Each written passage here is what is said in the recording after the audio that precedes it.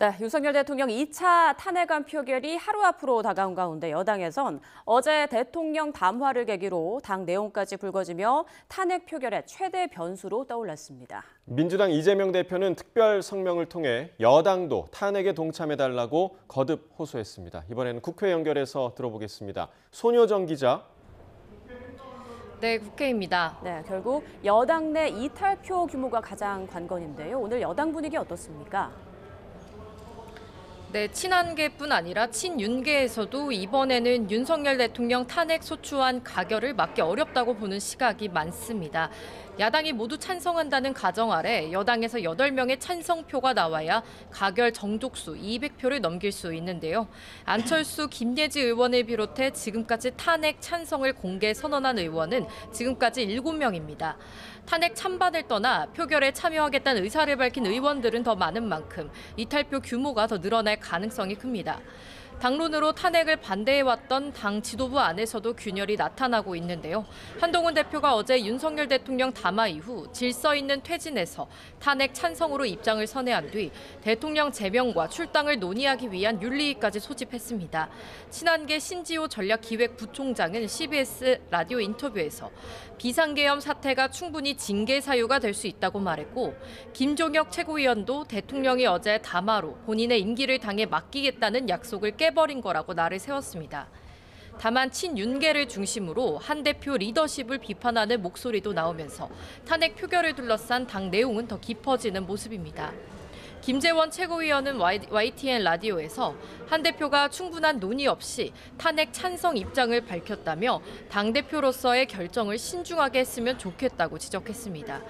윤 대통령을 옹호하는 목소리도 여전합니다. 대표적인 친윤계인 권성동 신임 원내대표는 윤 대통령이 국방부 장관 후보자를 재지명하며 여전히 인사권을 행사한다는 지적에 안보 공백을 막기 위한 일이라고 반박했습니다.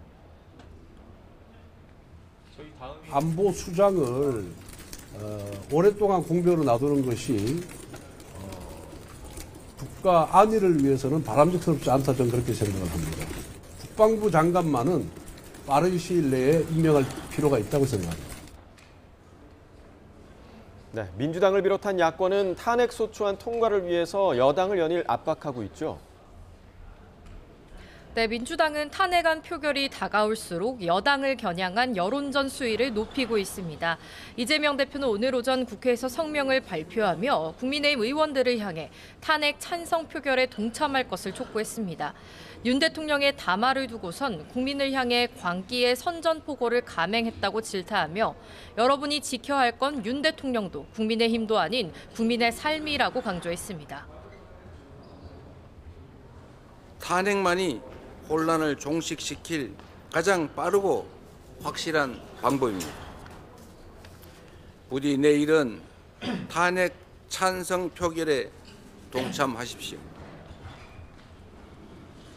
민주당도 시시각각 변하는 여당의 이탈 표심 규모를 예의주시하고 있습니다.